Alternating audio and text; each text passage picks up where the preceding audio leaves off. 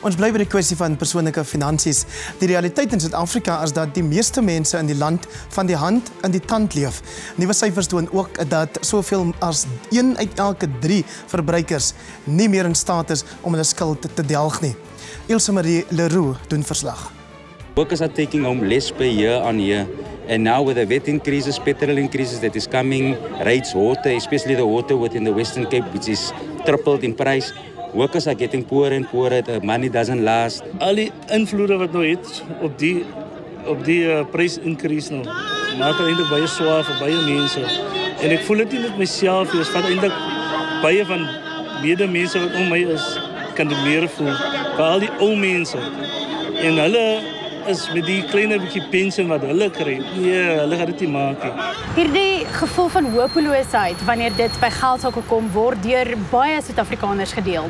Die onlangse verhoging in BTW en die styging in die brandstofprys sal boonop verbruikers se beursies nog dunner laat. Sedert die begin van April moes motoriste reeds 52 sent meer per liter opdok vir die jaarlikse verhoging in die brandstofheffing en die padongeluksfonds.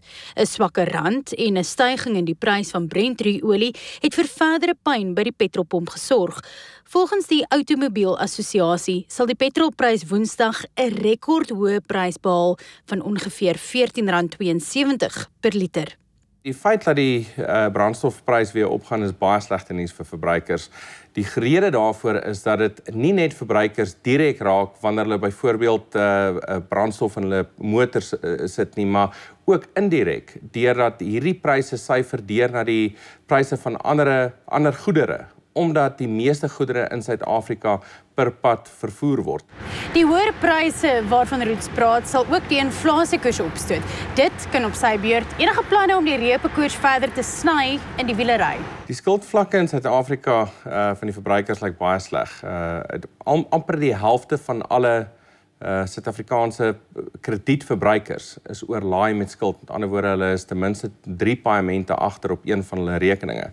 Met ander woorde, dit lyk baie sleg. En dan die gemiddelde gesin in Suid-Afrika bestee om en by 75% van hulle inkomste aan skuld, wat natuurlik baie ongesond is. En met al die prysstygings wat ons deesdae sien, is dit natuurlik nie 'n situasie wat beter word nie, en word dit net slegter op die oomblik. Tog het 'n paar gebeure aan die politieke front die afgelope tyd die hoop laat opvlam dat die ekonomie wel aan die herstel is. So byvoorbeeld het FNB se verbruikersvertroue-indeks vir die eerste kwartaal van die jaar goeie hoogtes behaal.